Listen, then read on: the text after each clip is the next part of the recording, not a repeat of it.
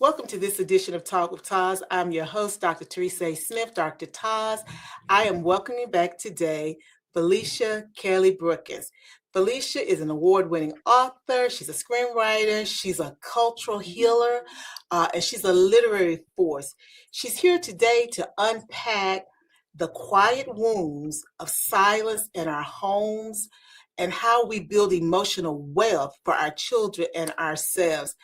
If you've ever carried a weight that wasn't yours to bear, this is the episode for you.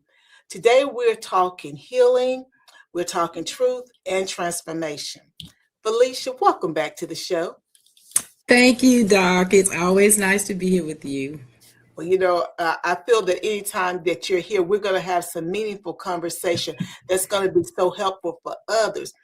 So, Felicia, I know based upon your history, we won't go all into that your backstory has always been one of overcoming trauma and trying to help other people through your plays, through your book, to see how trauma actually impacts the home and the family. So, I was thinking about that and I'm like, okay, trauma is almost like a family heirloom that no one asked for. So how do you help women to recognize that what's being passed down to them and decide that it ends with them? Well, first of all, let me just say I help them initially by being able to help myself. And so what that looks like is looking in the mirror and admitting that that's what that is, and that is where, what it comes, the things that it comes from, having to face the fact that I had fears, being honest and open with myself about actions that I've done and my reaction to things and where that comes from. And so me being able to do that for myself and with myself allowed me to be able to do that with other women through the forms of discussions and with the workbook that I've currently put together that is going to ask them a lot of hard questions, but I think it's going to ask them questions that are going to be able to free them. So I use this workbook as that tool, and I also use my theater production as a way for them to see themselves and open up to themselves. So it sounds like, you're writing and you're speaking, the plays, is all about liberating that voice. Because our voice is a vessel. And so it's like we're trying to open the mouth and let them actually speak their truth. What advice would you give to someone who's ready to break that silence, but fears the emotional cost to them? I would say, first of all, just maybe start out by just sharing that with someone that you trust, a confidant. Try it out on them. Because their initial reaction, if they're a confidant or somebody that we really trust, we know that they love us, they're going to give us that additional courage and strength that we need, that boldness to go out and share it more publicly. So I would say, first of all, share that with somebody that you trust. And I think that's so important, that safe space. Hopefully everybody has at least one person where they can be their authentic self and Right. share what's really in their hearts and let their Yes. voice be heard. Yes. But, we live in this world of social media, and a friend of mine calls it, but Facebook, I think she calls it fake book. I think it's what she used to call it, and so it's such a dominant force, a dominant driver. And how would you guide families in confronting trauma when we have these curated lives, that we have online, but we're really not safe, but we've got these curated lives that people are actually viewing? What I would say when it comes to families, first of all, if it is at all possible, to sit down with that family and talk to them. Even if you need to do it like individually, you may need to schedule a coffee date with somebody or lunch or breakfast and sit down one-on-one and talk with them about what you feel, what you discovered about yourself. And if apologies are necessary to do that, You may also want to go so far as to even ask them, that this is something that I want us to work through and heal together as a family privately, and maybe ask them, not to go, everything shouldn't be shared on social media. But if it is, and you have a family member that decides, well, hey, I want to tell the whole world about what happened between me and you or what you're going through. And if they choose to do that, when they do that, just let them know, at that point, there is a trust factor that's been damaged or broken. But I'm going to boldly, unashamedly, and unapologetically stand in the fact that that is the truth. No, and so I would say to families and to the individual that has to do that, be unapologetic about your truth. It's okay sometimes to be selfish. When it comes to trying to heal from trauma, it's about you. You know, when you talk, be unapologetically yourself, and you made the statement, when you're trying to heal from trauma, it's about you. And I think that's a point that I want the audience to really hear. It's about you. And we live in a world where it's about everybody else. It's never They think. about that. They think. And they make you think that until you get your voice back and understand, I don't have to live at that address anymore. I can move because my voice is important. My voice has meaning. I have meaning. And that makes me think about this phrase, I think you use relational poverty. How do you define relational wealth, and why is it a game changer for our families right now? Relational wealth and relational poverty. It's really basically just like anything else that you may have a lot of or think you have enough of in your life, but then there's another area that you're lacking in. That relational poverty may be, deep down inside, I really wish I had a better relationship with my dad or with my aunt or with my grandmother than what we had. Because of what we had, I carry this trauma. But I so need your love. I so need you to accept me. I so need you to embrace me. I'm lacking that. I don't have it.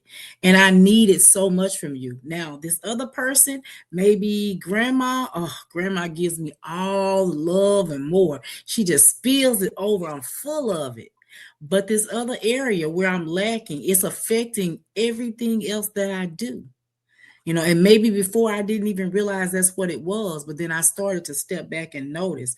I paid attention. I became cautious and aware that when I'm around you, I feel different. I act different.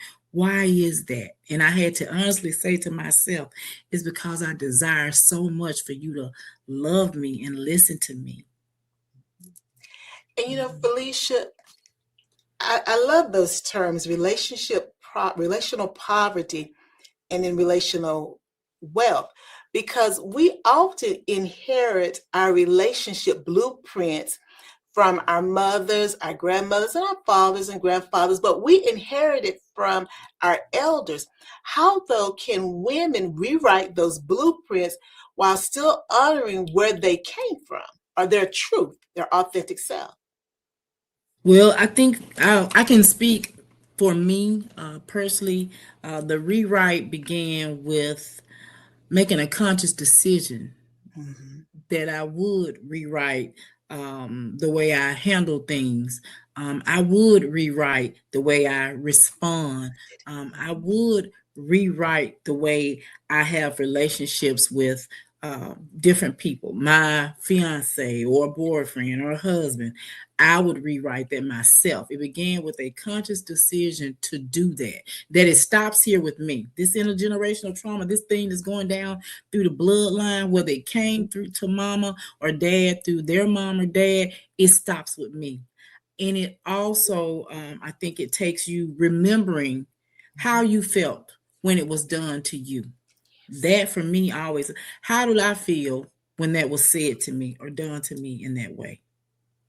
You know, I think that what you've just shared is so powerful because it becomes the key. We're talking about a blueprint, but it really becomes the key to freedom, the key to stop the generational curses, as you just stated. And so I guess my question is, when I was seeing those as healthy boundaries, because when you begin to develop a different blueprint, you are actually protecting yourself, but you're doing that because you're setting boundaries. How can families learn to respect, not resent? Because it's so easy to resent and become bitter because we're human, we're in the flesh. But how can we respect, not resent, but still protect those lines, those boundary lines, or those new blueprints that you're putting in place so that you feel safe? It can be your authentic self. I believe that it is personal, that it's an individual thing. Yes, you're probably going to have some people that are in your family that are still going to say, no matter what, you still this or that way or whatever. But those individuals that love you enough to want to help you to heal, and they accept your truth and embrace it. I think the best way for family members to do that is to begin slowly themselves making a change, to be more concerned about you and how you feel in their space. What happens when we're in the same room together? Let me become more aware of maybe her body language or the look on her face, or let me be more aware of how I make her feel. So she shared this with me, that this happened, this trauma, and she's told me this is what she needs from me. So let me be more considerate of her feelings. And that little bit right there, I know can be very helpful to her because she told me that. And so packaging that is also empathy, compassion, with that love that you have for them, and a willingness. You have to be a family member that is willing to help them heal. And in the process, you find out that you may do some healing yourself. That you didn't even know that you needed. That you didn't even know you needed. Felicia, there are lots of things going on right now. And you and I both belong to sororities, and we're in two different sororities. I have to mention it, Alpha Kappa Alpha Sorority Incorporated, and then I'll let you mention yours. I'll give you that pleasure. Oh, you can say Zeta and enunciate my T if you'd like. That's fine, friend. But and then there are other things. We're involved in church and communities and things on our jobs. And if you got children still that you're raising, you're involved in that. And if you got older kids, you're still involved in that because they may be married or they're on their own. So much is going on. And so when I was prepping, I was thinking, what truth do women need to hear right now, even if it makes them uncomfortable? I'm not talking about a particular woman, but what is the truth that women need to hear right now, even if it makes them uncomfortable? I would say that truth is that you really need to consider that sometimes some things have occurred in your life because of that trauma, and it was because of you. It may, of course, you came in with this trauma coat on, but the real reason you didn't end up married to the man that was the love of your life initially was because of you, because you were the aggressor. And every man is not going to stay with you like your daddy did your mama when you are physically abusive and verbally abusive and emotionally abusive to them. Now, I can't talk for nobody but me. Okay? So that's a hard truth that you have to accept, that was because of you. True enough, they may have done some things or said some things that, as you would say, piss you off, but the way that you handle it changed everything for them. And somehow in your mind, you were thinking, well, hey, my dad or my mom stayed with their partner or spouse, so you've got to stay with me, but they don't. And so the hard truth is that you have to look yourself in the mirror and say, that failed 90% probably because of me. And that's a bitter pill to swallow. That's a hard pill to swallow. You have to take a big gulp of water right there on that one right there. Yeah, because that means I have to take accountability. Yes, things happen to me, but I can't always let that be my crutch. You and I've had many conversations, and you talk about when you got married, your husband didn't know all of the stuff that was coming down the aisle with you. He didn't know that. So, we have to take some accountability. My thing is, because life has happened to me, But my thing is, I believe we should have a moment where we can wallow. A moment. You can't wallow the rest of your life in that, because when Absolutely. you do, now to me, it's a relational poverty, because now I'm really not fit. We don't want to say it that way, but I'm saying it that way. I'm not fit for man, beast, or woman. Right. Because Right. I have no emotional intelligence, and I can't temper what I need to temper when something is happening, because I only, in my mind's eye, it's always someone else. It's never me, because I've never Exactly. dealt with my trauma.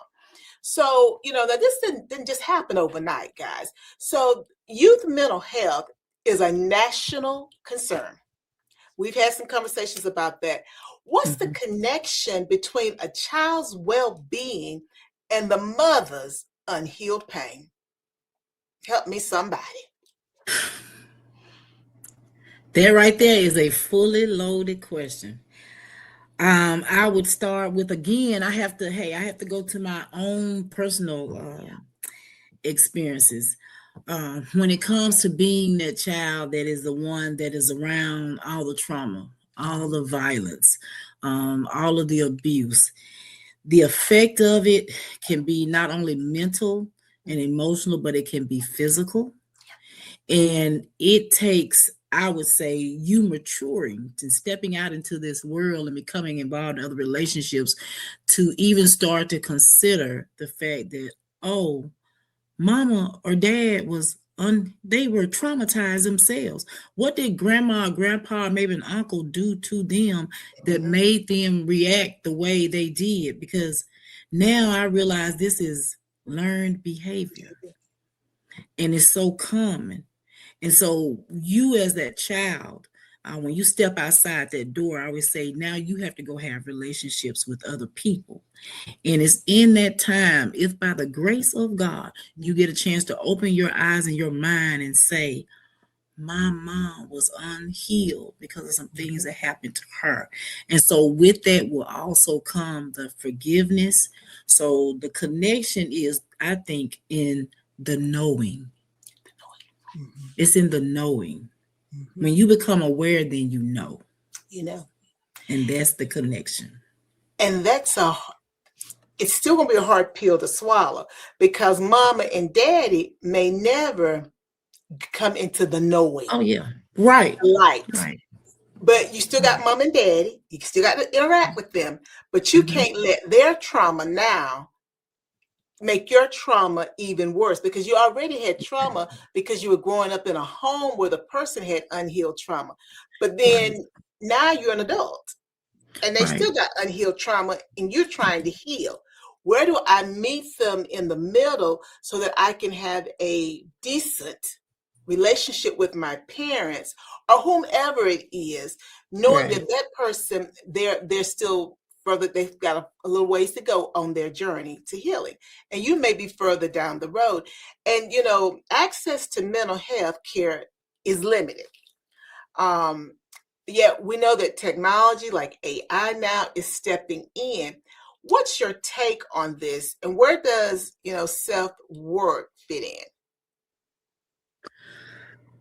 I'll say, for me, still there's nothing like a good sit down, a good face to face over a cup of coffee, or some tea, or a good meal, a mom daughter time, or maybe having some time with the person that may have hurt you in the past.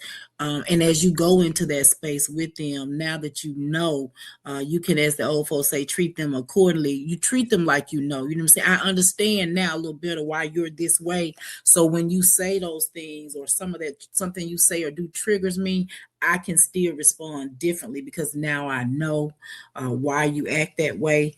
And so for me, that personal sit down, or maybe even it's a letter. AI is okay. It has its place. Social media has its place. Talking to somebody via video is fine, but there's nothing like being able to, if you need to touch that person, or when the conversation is all done, that we can actually hug it out. That if the tear falls from my face or from yours, I can wipe it away. Exactly. So I think those things are good in their place, but there is just nothing like that hug, that physical touch. And physical touch is so important. And sometimes in families, individuals have to grow into that because they may have grown Absolutely. up in a home where they were not hugged as a child. And of course, Absolutely. that impacts, romantic relationships, because particularly if the Absolutely. other person grew up in a home where they were hugged, they were told their parents would tell them, I love you. And then Mm-hmm. they're connected with someone and that person didn't have that same experience.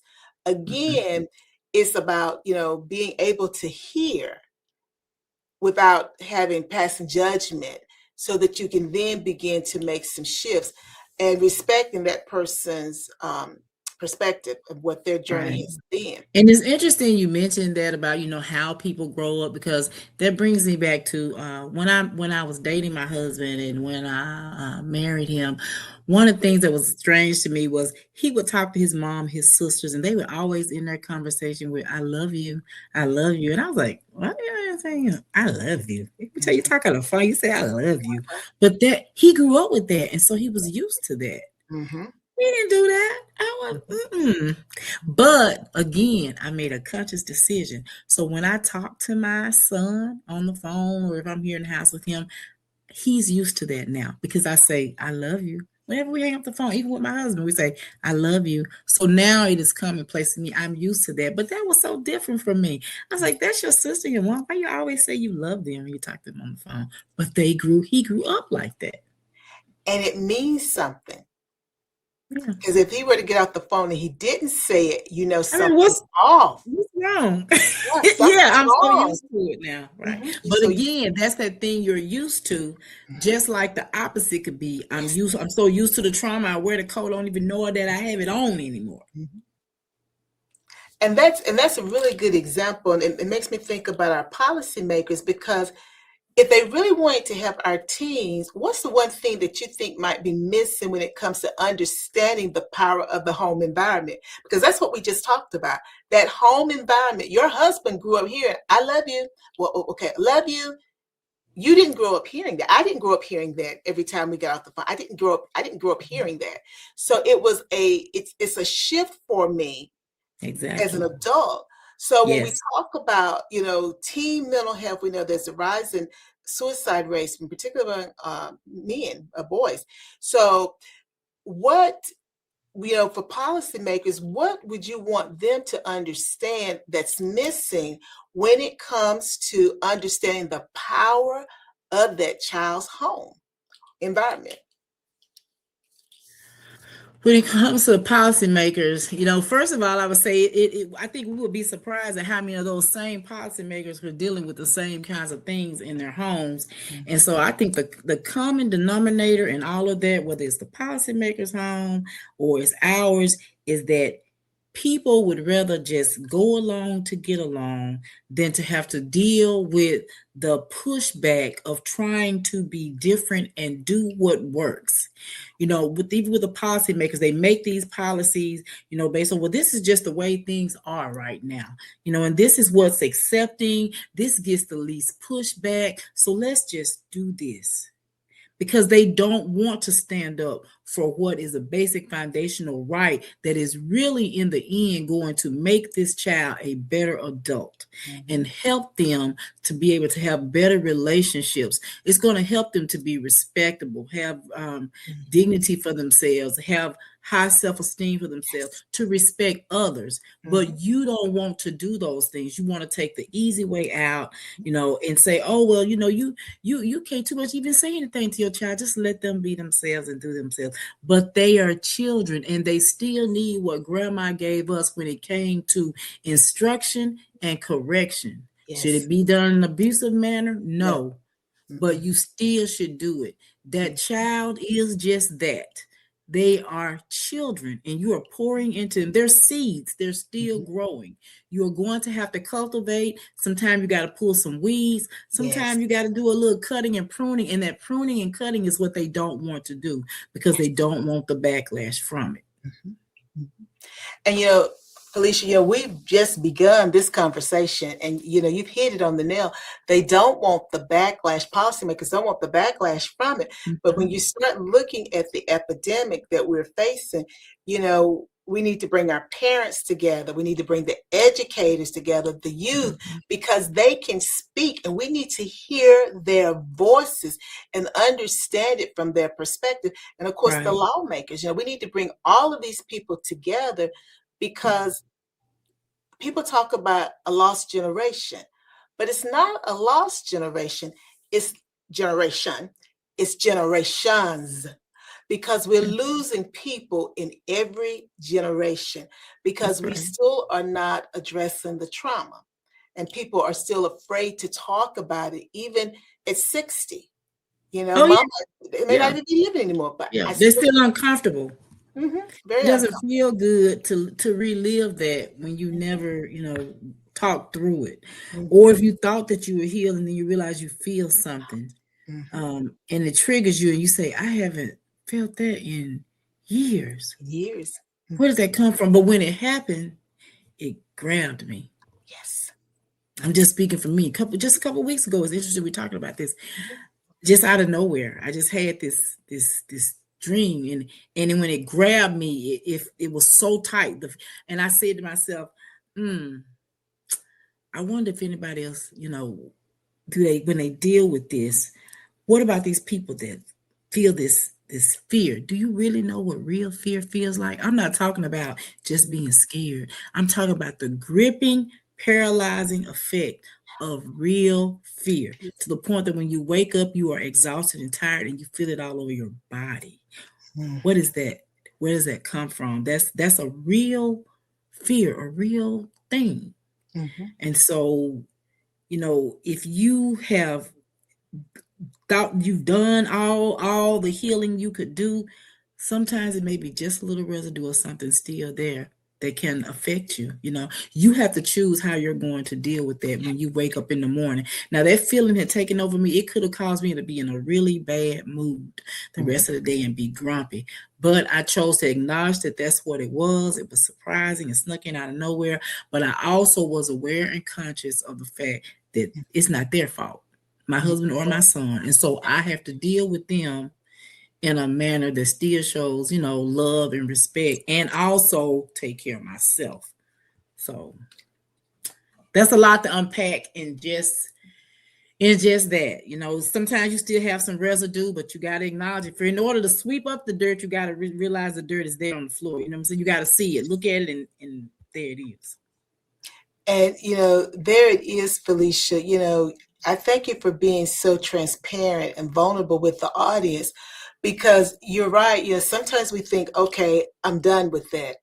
But I believe in reality, we're never done with it, because it is a piece of baggage that goes with me. It doesn't mean that it has to overtake me.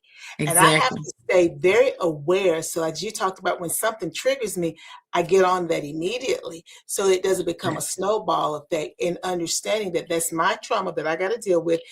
I'm not going to put those feelings on somebody else. I'm not going to act out of character because I'm feeling some kind of way.